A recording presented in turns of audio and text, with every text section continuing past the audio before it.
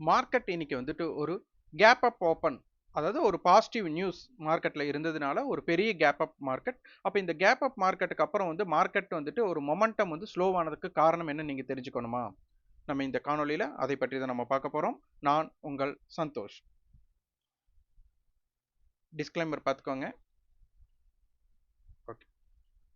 Market வந்து பார்த்தீங்க அப்படின்னா, இன்னைக்கு ஒரு ஹெவி கேப் அப் அப்படின்னு சொல்லலாம். இந்த ஹெவி கேப் அப் ஆகும்போது வந்துட்டு நமக்கு கால் செல்லர், புட் செல்லர் 2 பேர்த்தோட பேனிக் பிளேஸ் அப்படிங்கிறதும், 2 பேர்த்தோட கண்ணோட்டம் பார்க்கும்போது பார்த்தீங்கன்னா, மார்க்கெட் வந்துட்டு நேற்றைய ஹையிலிருந்து கிட்டத்தட்ட 700, 800 பாயிண்ட் கேப் அப் ஆகும்போது, கால் செல்லருக்கு இது எகெயின்ஸ்ட். ஏன்னா கால் செல்லருக்கு வந்து பார்த்தீங்கன்னா, மார்க்கெட் வந்து மேல போகக்கூடாது.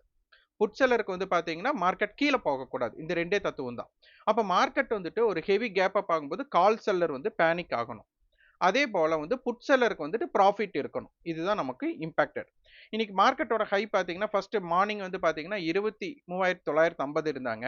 இந்த இடத்துல பார்த்தீங்க அப்படின்னா, நமக்கு நேற்றைய மீட்டிங் பாயிண்ட் 334. இன்னைக்கு ஃபர்ஸ்ட் வந்து பார்த்தீங்க அப்படின்னா 244.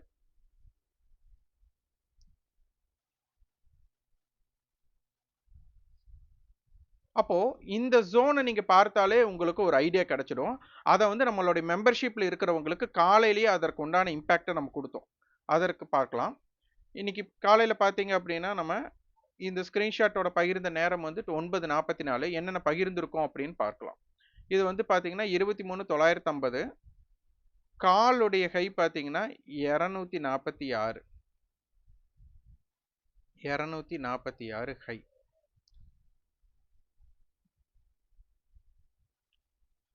23,950 புட்டோட லோ பார்த்தீங்கன்னா 244.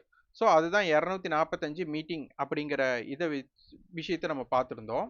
கொஞ்ச நேரம் கழிச்சு நீங்க பார்த்தீங்க அப்படின்னா, மார்க்கெட் வந்து ஹை போயிருக்கும். அப்ப கால் ஆப்ஷன் வந்து ஹைய பிரேக் பண்ணாம, புட் ஆப்ஷன் மட்டும் லோவ பிரேக் பண்ணி மார்க்கெட் மேல போயிருக்கும். இத வந்து நம்ம பார்த்தீங்கன்னா, ஒரு வெபினார்ல காமா எஃபெக்ட்டோட இது விஷயம் சொல்லியிருப்போம்.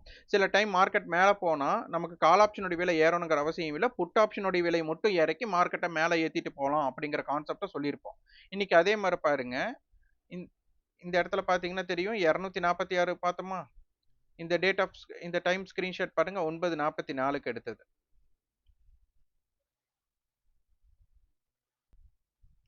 9:51க்கு இந்த ஸ்கிரீன்ஷாட் எடுத்தது. இங்க பாருங்க.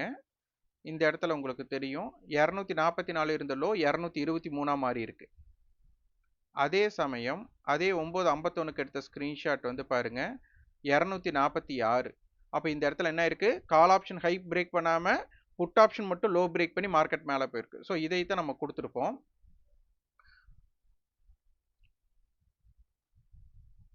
இங்க பாருங்க. காலையில இது வந்து நம்ம மெம்பர்ஷிப்க்கு குடுத்த டீட்டெயில்ஸ்.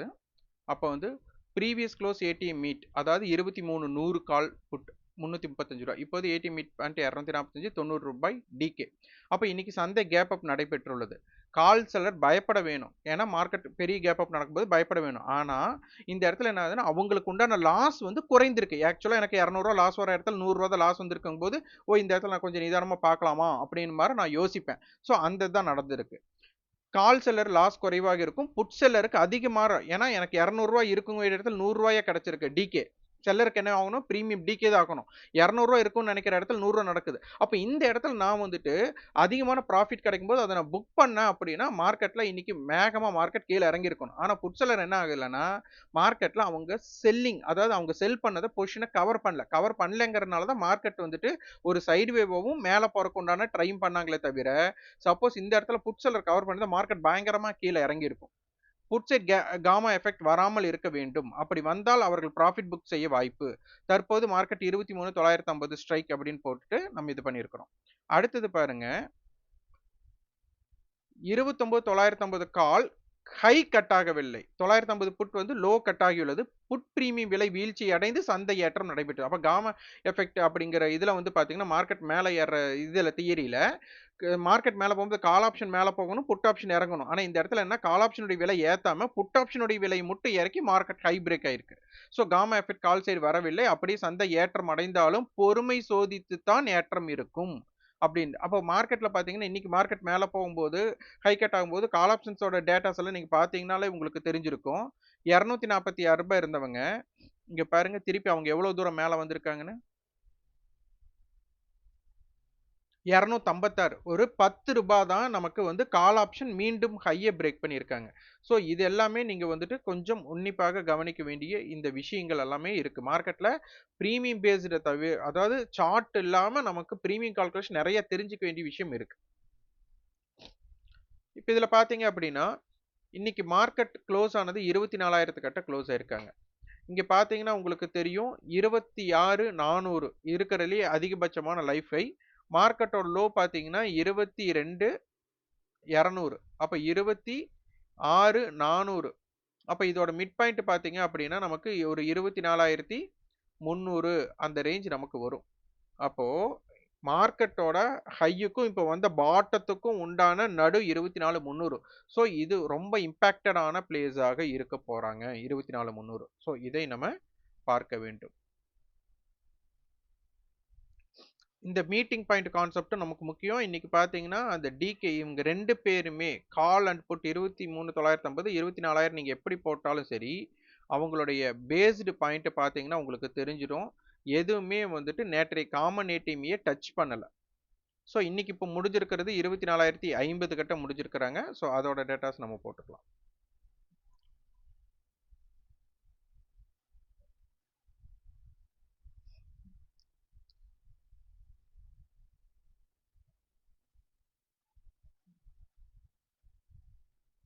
ரூ. 200 இருக்கிறாங்க. இப்போ இது பார்த்தீங்க அப்படின்னா நாளைக்கு சென்செக்ஸோட எக்ஸ்பைரி இருக்கு. அது போக நமக்கு வந்து இன்னும் 3 வர்த்தக நாட்கள் தான் இருக்கு. இந்த ரூ. 200 வந்துட்டு ஏடிஎம் மீட்டிங் பாயிண்ட் டிகே ஆகணும். ஸோ இது என்ன கன்சிடரேஷன் பண்றாங்க அப்படிங்கிறத நம்ம பார்க்கணும். அப்ப 24,050 இத பேஸ் பண்ணி தான் நம்ம வந்துட்டு call seller, put seller panic place நம்ம பார்க்க போறோம்.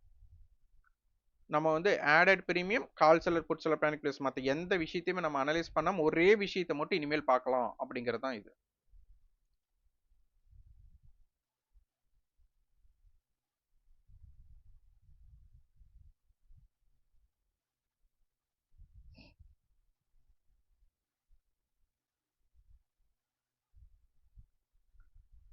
இன்னும் செட்டில்மெண்ட் பிரைஸ் வரல. கால் ஆப்ஷன் வந்து ரூ. 200, புட் ஆப்ஷன் 213 அப்படிங்கிறனால 24,000 இப்ப ரூ. 10 வித்தியாசனால 24,040ல முடிஞ்சிருக்காங்க. ஸ்பாட் வந்து 23,997. அப்ப மார்க்கெட் வந்து கிட்டத்தட்ட 43 பாயிண்ட் பிரீமியத்துல இருந்திருக்காங்க. நேற்று வந்து பாத்தீங்கன்னா 10 பாயிண்ட் டிஸ்கவுண்ட்ல இருந்தவங்க இப்ப பிரீமியமா மாறி இருக்காங்க. இதையும் பார்க்கணும். 24,000க்கு மேல நமக்கு க்ளோசிங்கும் கொடுத்திருக்கிறாங்க. இப்போ இதோட பேஸ்ல பார்க்கும்போது 24,050 கால் லோ பார்த்தீங்கன்னா ரூ. 135. அப்ப 24,185 புட்டோட லோ வந்துட்டு 209. அப்ப 23,850. இந்த ஜோனை நம்ம முக்கியமா நம்ம பார்க்கணும். இதுல call seller put seller panic பிளேஸ்னா ரூ. 200 அப்படின்னா இந்த பக்கம் 24,250, இந்த பக்கம் 23,850. இந்த ஜோனுக்குள்ள மார்க்கெட் இருக்கிற ஒரு வால்டைல் ஜோனா தான் இருக்கணும். இந்தியா விக்ஸ் வந்துட்டு இன்னைக்கு பார்த்தீங்கன்னா நெகட்டிவ் இருந்தாங்க. ஒரு 20% வீழ்ச்சியாகவும் இருந்தாங்க. அப்போ மார்க்கெட்டோட ரேஞ்ச் ஸ்லோ டவுன் ஆனதுக்கு, அதாவது மார்க்கெட்ல ஒரு நியூஸ் பேஸ்டு இருந்திருக்கு. அந்த நியூஸ் பேஸோட தாக்கம் கம்மியா இருக்குங்கிறது தான் இந்தியா விக்ஸ் கம்மியானதை நமக்கு காமிச்சிருக்கு இன்னைக்கு. அப்போ அதோட பவர் இல்லை அப்படிங்கிறது நமக்கு இன்னைக்கு தெரிஞ்சுக்கலாம். இந்தியா விக்ஸ் பார்த்துக்கோங்க. இன்னைக்கு 20% வீழ்ச்சி. பாருங்க நேற்று க்ளோஸ் வந்துட்டு 24,70, இன்னைக்கு 19,70ல இப்போ லாஸ்ட் ட்ரேடிங். அப்போ 20% வீழ்ச்சி அப்படிங்கும்போது மார்க்கெட்ல அந்த பேனிக் இல்லை. அதனாலதான் இன்னைக்கு இப்போ ஏடிஎம் மீட்டிங் பை டிகேவும் நடந்திருக்கு. இந்தியா விக்ஸ் கம்மியா இருந்ததுனால அந்த ஒரு ஸ்லோ டவுன் வந்ததுக்கு ஒரு முக்கிய காரணம். அதாவது நீங்க வரைபடத்தை பார்ப்பதை முக்கியம், அதை விட முக்கியம் இதுல இருக்கிற டேட்டாஸும் முக்கியம். மார்க்கெட் என்ன மாதிரி கண்டிஷன்ஸ் இருக்கலான்ட்டு. அதனாலதான் பாத்தீங்கன்னா இந்த வார்த்தையே நான் பண்ணியிருக்கேன். அப்படியே சந்தம் ஏற்றம் அடைந்தாலும் நான் கொடுத்ததுக்கு அப்புறம் மார்க்கெட் 100 பாயிண்ட் ஏறி இருக்கு. பொறுமை சோதித்து தான் ஏற்றம் இருக்கும். அப்ப என்ன ஆகும்? காலை பை பண்ணவங்களோட நிலைமை நீங்க யோசிச்சு பாருங்க.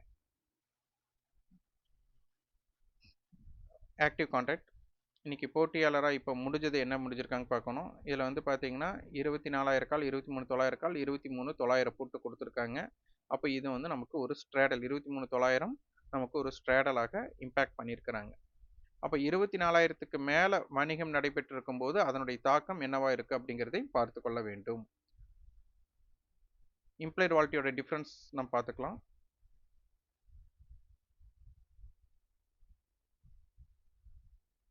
நமக்கு 24,000 to 24,050 நான் எடுத்துக்கிறேன். இது 50 பாயிண்ட் டிஃபரெண்ட் இருக்கணும். இந்த கால் புட்டோட டிஃபரன்ஸ் பார்த்தீங்கன்னா நமக்கு கிட்டத்தட்ட ₹25. இது புட் சைடு பார்த்தீங்க அப்படின்னா நமக்கு 190 அண்ட் 213. அப்போ பார்த்தீங்கன்னா 190 to 213 நமக்கு வந்துட்டு ஒரு ₹23 அந்த ஆக்ஷன் இருக்காங்க. ₹24 எடுத்துக்கலாம்.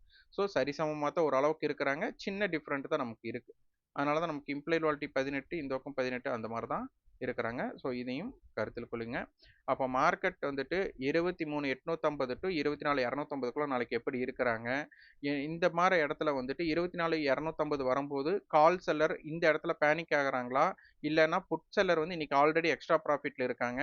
அப்போ மார்க்கெட் 24,250 தாண்டலைன்னா என்ன மாதிரி புட் செல்லர் வந்து என்ன மாதிரி முடிவெடுப்பாங்க, அப்போ நாளைக்கு என்ன மாதிரி ஓப்பன்ஸ் இருந்தால் எப்படி இருக்கும் அப்படிங்கிறது எல்லாமே செக் பண்ணணும். அப்போ நாளைக்கு வந்துட்டு ஒரு பாசிட்டிவ் ஓப்பன் இல்லை கேப் அப் ஓப்பன் கொடுத்து ஓப்பன் கீழே ஃபெயிலியர் ஆனால் என்ன நடக்குது, மார்க்கெட் வந்து நெகட்டிவ் ஓப்பனோ இல்லை கேப் டவுன் ஓப்பனோ கொடுத்து என்ன மாதிரி இம்பாக்ட் பண்ணுறாங்க. இன்னைக்கு ரேஞ்ச் ரொம்ப கம்மியாக இருக்குங்க, 200 பாயிண்ட் தான் ரேஞ்ச் இருந்திருக்கு. ஸோ இதோட மொமெண்டம் எதெல்லாம் கேட்ச் ஆகுது அப்படிங்கிறதை நாளைக்கு பாருங்க. நன்றி, வணக்கம்.